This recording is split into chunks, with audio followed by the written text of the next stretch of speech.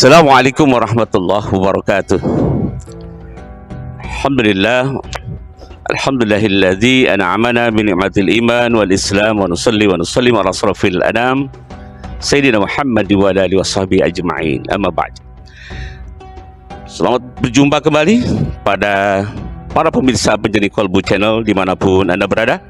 Dan syukur alhamdulillah pada kesempatan kali ini pada Ramadan yang ke-19 ya, Ramadan 19 atau 20 kita kembali berjumpa dengan salah seorang narasumber yang dulu pernah mengisi dan sudah cukup lama nih kita tidak berjumpa karena kesibukan beliau. Beliau adalah Profesor Dr.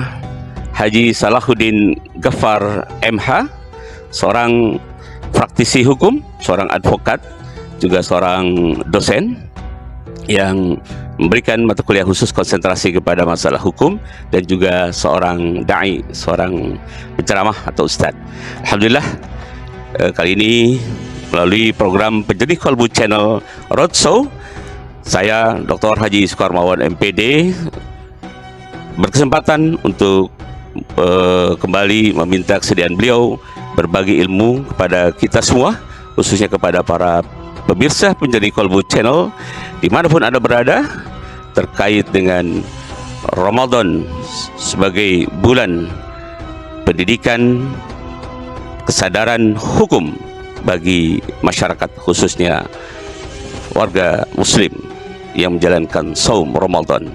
Jadi kita yakini Ramadan yang kita kenal dengan salah satu selain bulan yang penuh berkah, Ramadan juga bulan tilawah, sahrul tilawah, dan Ramadan sahrul tarbiyah, bulan pendidikan. Dan salah satu hasil pendidikan Ramadan adalah bisa meningkatkan kesadaran masyarakat tentang hukum atau sadarkum, ya, kadarkum, ya, ini peningkatan kesadaran masyarakat terhadap hukum. Oleh karena itu kita simak bersama kajian terkait dengan momentum Ramadan sebagai wasilah untuk peningkatan kesadaran hukum bagi masyarakat.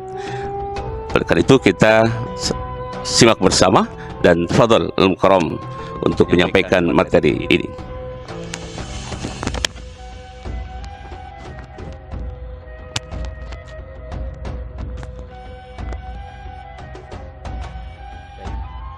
Bismillahirrahmanirrahim. Assalamualaikum warahmatullahi wabarakatuh. Waalaikumsalam warahmatullahi wabarakatuh. Innal hamdalillah nahmaduhu wa nasta'inuhu wa nastaghfiruh wa na'udzu billahi min syururi anfusina wa sayyiati a'malina. May yahdihillahu fala mudhillalah wa may yudlil fala hadiyalah. Asyhadu an la ilaha illallah wahdahu la syarikalah wa asyhadu anna Muhammadan abduhu wa rasuluh. Allahumma shalli wa sallim wa barik ala sayyidina Muhammadin wa ala alihi wa sahbihi ajma'in. Qala Allah ta'ala fi kitabihil karim, a'udzu billahi minasyaitonir rajim. Bismillahirrahmanirrahim. Inna anzalnahu fi lailatul qadr wa ma adraka ma lailatul qadr. Lailatul qadri khairum min alfi syahr. Tanazzalul malaikatu wa ruh fiha bi idzni rabbihim min kulli amr. Salamun hatta matla'il fajr. Kala Nabi sallallahu alaihi wasallam, ittaqillah haitsuma kuntum. Sahabat sekalian dimanapun berada, bersyukur kita pada hari ini dipertemukan kembali di channel yang Penjernih Kolbu. Keren banget, Penjernih Kolbu. Tema yang hendak diangkat pada kesempatan hari ini adalah berkenaan dengan bagaimana Ramadan sebagai bulan yang disebut dengan bulan sebagai lembaga pendidikan atau bulan tarbiyah. Fokus kita pada hari ini bagaimana kita ingin membuka sisi-sisi yang substansial bahwa memang sejatinya Ramadan sebagaimana esensi yang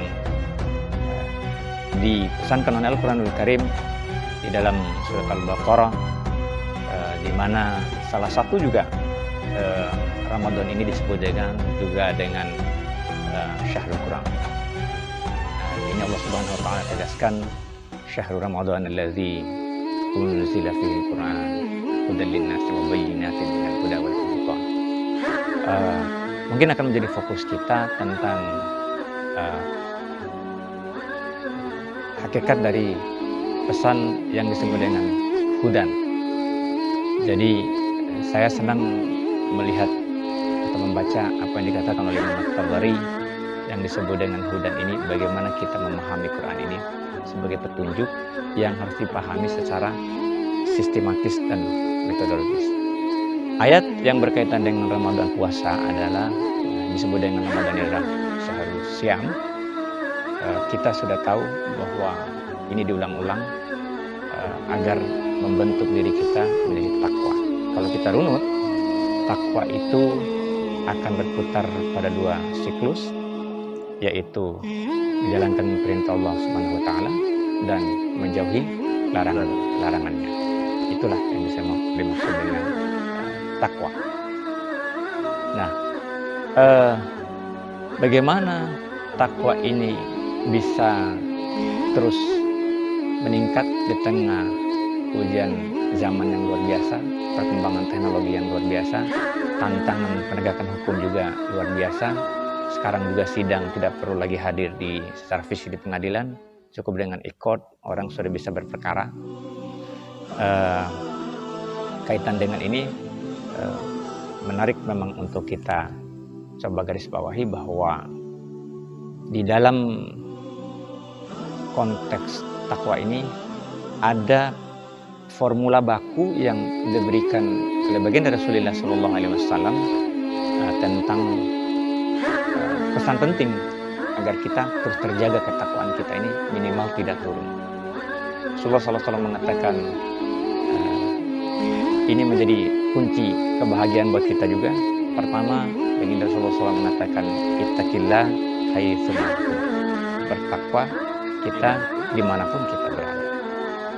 Mau di kantor, mau sendirian, di masjid, pasar, di rumah, di pasar, sedang sama pimpinan, sama dengan aman buah, kita dianjurkan untuk senantiasa untuk bertakwa. Bahkan ketika ada di kamar mandi pun kita juga diingatkan bertakwa. Karena di CCTV tidak bisa juga memantau kita di area-area yang memang menjadi privasi kita. Nah, kemudian berkaitan dengan perintah takwa dimanapun berada ini, secara limitatif baginda Rasulullah SAW mengatakan secara tegas dengan menunjuk dadanya mengatakan bahwa at-taqwa hahuna. Jadi takwa itu di sini, bukan di sini saja. Bukan di sini.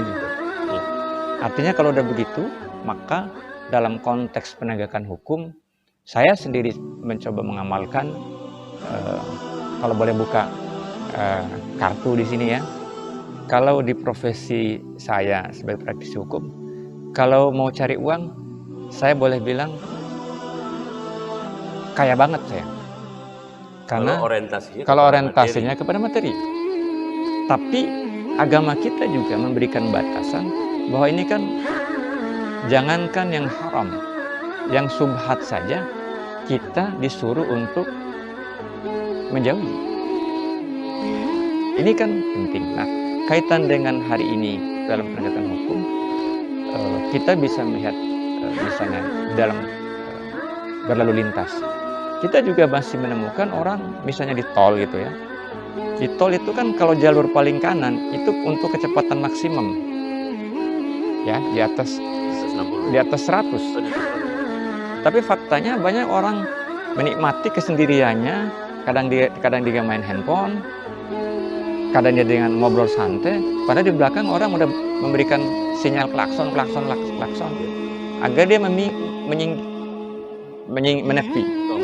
mengambil posisi di jalur lambat. Tapi karena tadi apakah konteks ketaatan itu, saya kira semua agama akan mengajarkan tentang taat.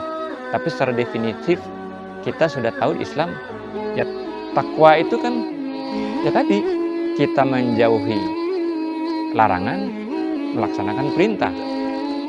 Jadi kalau perintahnya bahwa di jalur kanan itu adalah untuk kecepatan 100 di atas, ya Anda jangan di kanan. Kan simpel sebenarnya. sama dengan konflik-konflik kita di dalam masyarakat. Ada yang paling gampang kita temukan tentu dalam keseharian kita. Kesemrawutan di jalan, kenapa? Orang sudah tahu misal bicara kaki lima gitu ya. Di situ sudah tahu bukan tempat berjualan. Tapi kan kalau ditertibkan dibilangnya digusur. Padahal itu sebenarnya taman misalnya gitu kan. Nah, kenapa?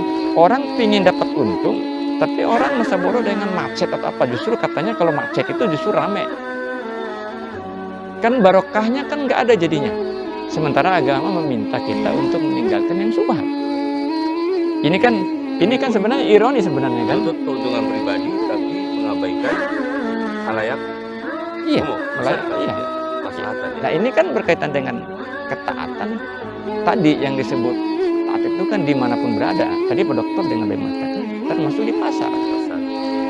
Jadi kenapa hari ini surveinya mengatakan mungkin berapa tahun yang lalu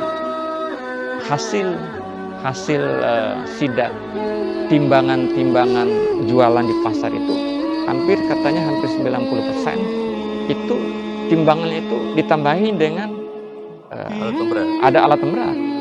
Nah, ini kan juga bagaimana kita terus mengangkat tangan kita untuk berdoa, ya Allah kabulkan ini, kabulkan ini, kabulkan itu. Tapi hadis Nabi mengatakan sementara yang haram masuk ke mulut kita. Dan ini tidak disadari. Nah, karena konteksnya sadar hukum di dalam Ramadan.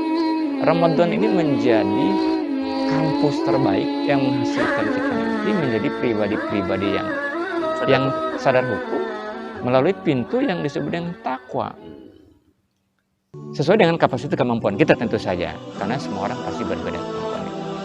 Jadi Ramadan sebagai salah satunya adalah syahrul Quran. Mari kita jadikan Quran sebagai petunjuk, sebagai kompas. Jadi kita sempat diskusi, kalau sudah dikasih tahu kompasnya, ya kita harus ikuti agar kita tidak tersesat. Saya kemarin mengilustrasikan pada sebuah kultum seperti kalau kita ke dokter, kalau kita sakit umumnya orang ke dokter kan karena sakit.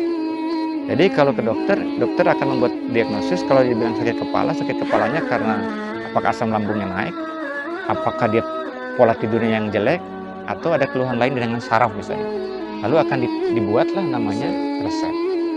Setelah dibuat resep, pasti dikasih obat ya. Tapi setelah bayar dulu tentunya kan gitu. Tapi kalau resep dan obat ini tidak dipraktekkan, obatnya tidak diminum, sembuh nggak? Tidak akan sembuh. Syariatnya kan begitu. Walaupun hakikatnya Allah yang menyembuhkan. Artinya kalau kita menganggap Quran ini sebagai petunjuk, ya semampu kita amalkan dalam kondisi dimanapun berada tadi, termasuk berkaitan dengan penegakan hukum. Pengadilan, hakim-hakim juga saya ingatkan, kalau waktunya sholat. Saya ingatkan. Dan saya tidak dikalahkan dalam perkara, malah mereka senang. Alhamdulillah, ini bagian daripada bagaimana kita, semua orang kita agar sadar. Hukum yang paling tinggi adalah agar mereka sadar pada hukum yang diturunkan oleh pencipta mereka, yaitu hukum dari Allah Subhanahu wa Ta'ala. Dan saya memulai dengan mengingatkan teman-teman semua, mungkin teman-teman polisi yang udah kenal saya, teman-teman lawyer yang udah kenal saya, teman-teman jaksa yang udah kenal saya, bukan ya. Inilah gaya saya, karena saya sayang sama teman-teman, karena hidup kita akan kembali kepada Allah Subhanahu wa Ta'ala, Yang Pencipta. Demikian, mudah-mudahan yang singkat ini menjadi pintu masuk untuk kita berdiskusi di dalam channel yang keren banget. Terima kasih. Karena untuk mikrofon ini kan masih satu mikrofon. Baik, para pemirsa pencinta dari penjernih Kolbu Channel rahimakumullah dimanapun Anda berada, sungguh luar biasa, singkat, padat, akurat, tepat ya, dan insyaallah akan bermaslahat. Baik, saya akan melakukan penajaman materi atau pengayaan dari apa yang beliau sampaikan. Nih, Ustaz. Jadi kalau yang Ustaz sampaikan tadi terkait dengan Ramadan itu momentum untuk peningkatan kesadaran sadar hukum pada masyarakat. Jadi Ustaz tadi mengaitkan dengan produk akhir dari Ramadan atau ending Ramadan adalah takwa, dan takwa itu tampaknya bisa disimpulkan tadi tidak lepas juga dari hudalin nas adalah Al-Quran, sebagai Al-Quran yang diturunkan oleh Allah di momentum bulan Ramadan sebagai petunjuk bagi manusia. Berarti kesadaran hukum akan tumbuh bagi masyarakat khususnya muslimin dan juga masyarakat lainnya tentunya ketika dekat dengan Al-Quran, ketika mengenal kitabullah Al-Quran dan memahami isinya serta mempraktikkan dalam keseharian gitu saja. Bisa dikatakan berarti kualitas ketakwaan seseorang tidak lepas dari kedekatan dengan Al-Quran atau interaksi dengan Al-Quran. Itu yang pertama Ustaz ya. Nanti mohon penajaman Ustaz. Yang kedua Ustaz, berarti kalau tadi ilustrasi Ustaz orang yang mengendari di jalan tol Ustaz ya, dia kecepatan lambat tapi mengambil jalur cepat. Berarti ketika orang ini kategori merasa dia ini memang orang yang senantiasa menjalankan ibadah kepada Allah, kewajiban saja, tapi prakteknya seperti itu, berarti ini kategori orang yang soleh individual tapi tidak soleh sosial gitu saja. Kesolehannya hanya individual tapi tidak soleh secara sosial. Dan terakhir Zat, nanti mohon juga penajaman dari antum Zat, bahwa takwa tadi Ustaz mengatakan ittaqillah haitsu kunta, bawalah takwa dimanapun berada. Ketika orang di pasar ada kecurangan tapi dia tetap dalam kondisi berpuasa, berarti takwanya tidak dibawa di pasar gitu Ustaz. Ketika pejabat, anak sebagai introspeksi muhasabah diri sebagai camat di Kecamatan Muara Gembong, pemerintah Kabupaten Bekasi, tidak membawa takwa ke kantor ketika bertugas, maka melakukan penyimpangan anggaran gitu saja gitu. Nah itu Ustaz, berarti takilah semua kunta, bahwa takwa dimanapun berada. Nanti korelasinya kelanjutannya tentunya pesan Rasulullah khairun nas anfa'uhum linnas, dan juga dari rangkaian hadis itu wa khaliqin nas bi khuluqin hasanin. Itu saja. Fadhil Ustaz, 3 pertanyaan tadi. Ya, ini kan hostnya kan ini kalau profesor begini nih. Jadi saya juga pakai strategi juga nih. Jadi saya mulai jawab dulu dengan pertanyaan yang terakhir. Jadi kalau bicara dengan fungsi ASN, aparatur negara dan lain-lain, karena saya tukang keliling kemana-mana, punya kolega juga teman-teman yang ASN. Kalau tadi bicara anggaran itu kan itu yang mungkin paling gampang diingat, tapi yang sering dilupakan itu kalau teman-teman ini minta maaf ya, ini yang sering dilupakan itu hal-hal yang sepele tapi mungkin ini kalau ditumpuk hisapnya nanti juga berat nih, yaitu korupsi waktu. Nah, ini belum korupsi budget. Belum ini kalau budget ini berat nih, waktu itu. Jadi apa? Ini yang silakan dijabarkan sendiri. Yang mungkin yang gampang saya lihat ya, belum waktunya pulang ya sudah pulang. Di jam kerja ya ada di mall ya, walaupun ya stempel yang gak ada kunjungan ya pakai stempel gitu. Datang lambat gitu. Ini minta maaf nih ya. Jadi ini konkret loh, ini konkret. Kemudian pertanyaan yang pertama dulu, kan kalau kita runut kan begini. Bicara ketaatan tadi. Ini siapapun kita bicara pada konteks manusia ketika dia berumur 121 hari ya. Kan perjanjian induknya kan Allah akan bertanya, aku ini Robmu, kan konsekuensi jawaban iya saya bersaksi bahwa engkau Robku gitu. Berarti semua hukum-hukum Allah itu dia harus taati. Nah, tapi kan dia tidak hidup di alam malaikat kan? Dia juga berinteraksi sama manusia. Ini yang disebut dengan kajian-kajian kita ini, yang itu hablum minan nas. Nah, yang ditanyakan ilustrasi tadi adalah konteks ketaatan pada hukum-hukum yang diatur dan dibuat oleh manusia. Karena substansi dari hukum itu antara lain para pakar hukum mengatakan agar tercipta ketertiban. Jadi bukan saja kalau contoh tadi orang di tol, itu juga belum sampai ke derajat dia menunjukkan kesolehan, malah kesalahan gitu. Iya kan?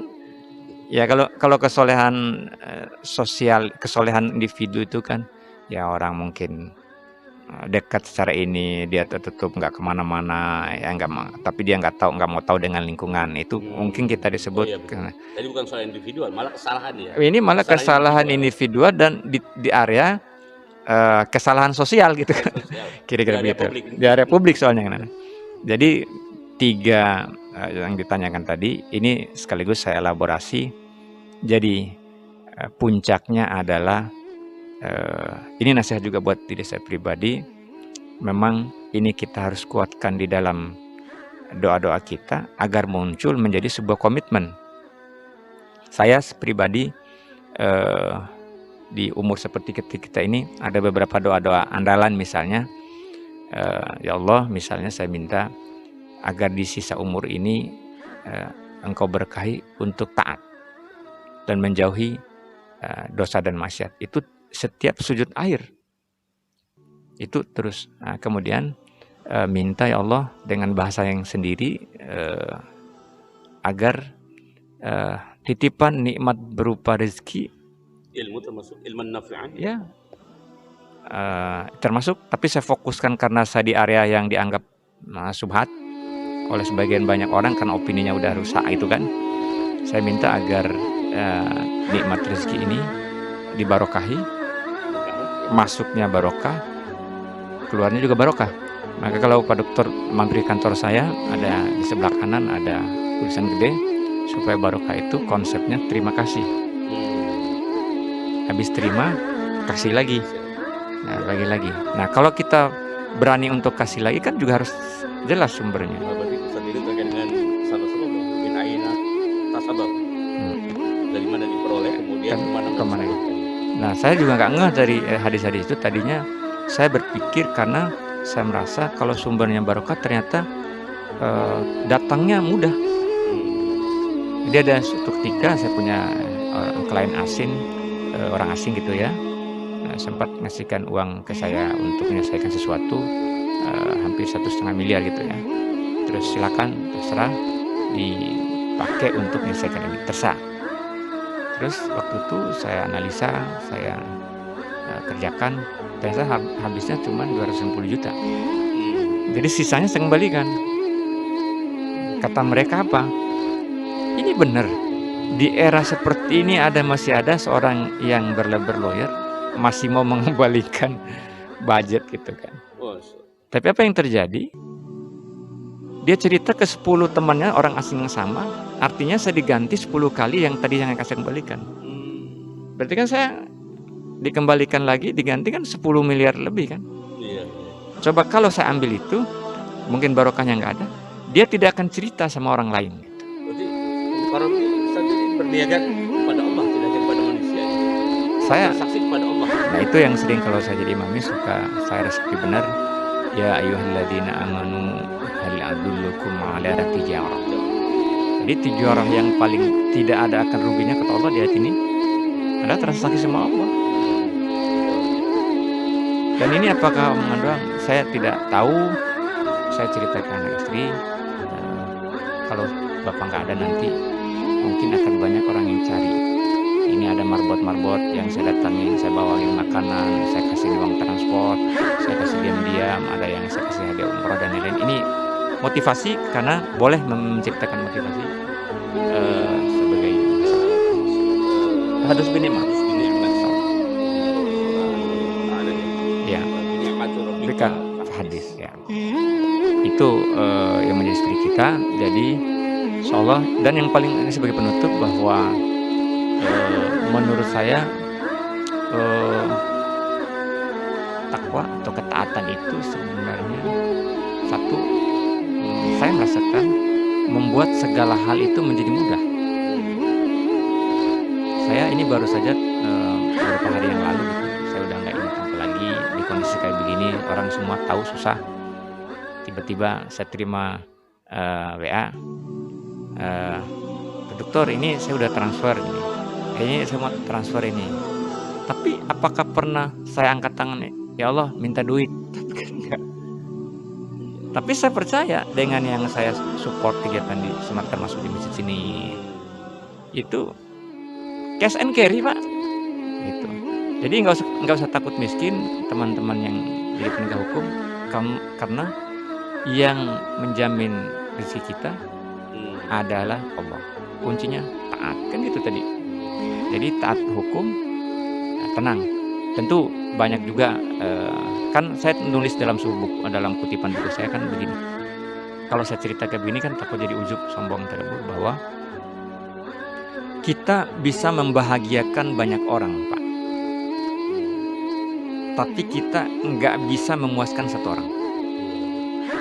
Ingat, kita bisa menyenangkan, membahagiakan banyak orang. Tapi belum tentu kita bisa memuaskan satu orang. Siapa itu? Ketika Anda melakukan kebaikan, orang dengki. Ya karena kapan bisa orang itu puas dengan kita? Satu, apabila kebaikan dari kita itu hilang. Kedua, ketika kematian menemui dia. Selesai itu. Sementara kita dianjurkan supaya melupakan dua hal. Lupakan bahwa kita telah banyak membantu orang lain, Ya.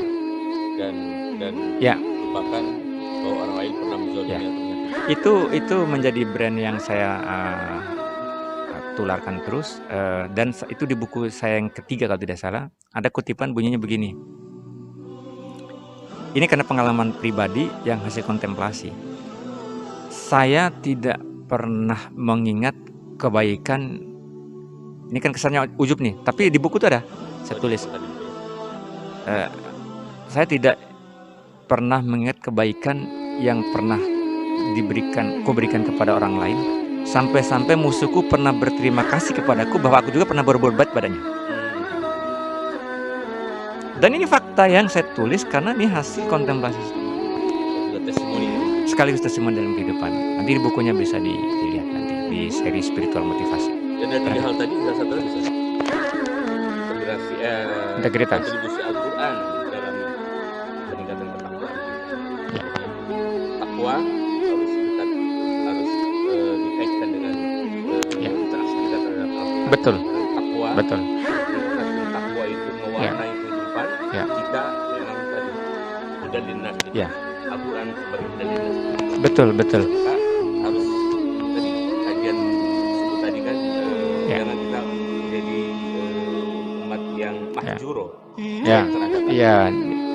Bahkan ya saya termasuk yang bermazhab tanda kutip, hafalan gak banyak. Walaupun saya bikin pondok pesantren. Pesantren itu kapan-kapan kita bisa wawancara di sana gitu ya. Konsepnya buat 3 saja. 1 untuk para ASN, termasuk Pak Camat nanti, polisi ya menjelang purna bakti ataupun yang masih aktif.